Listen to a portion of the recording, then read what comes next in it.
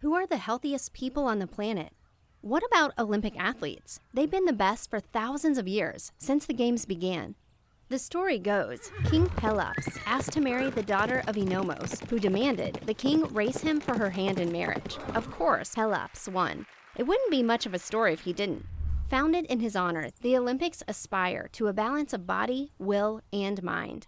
Now there's a goal for managers. In our modern world, it's easy to become so focused on projects, deadlines, and other people, you forget to look after yourself. Skipping meals, sleeping less, and ignoring breaks all have an impact on your performance. It's harder to supervise, inspire, or make your best decisions. But when relaxed, rested, and recharged, you can handle all challenges, just like an Olympian. It's easy to stay healthy. This course outlines the 4 areas to address to do just that.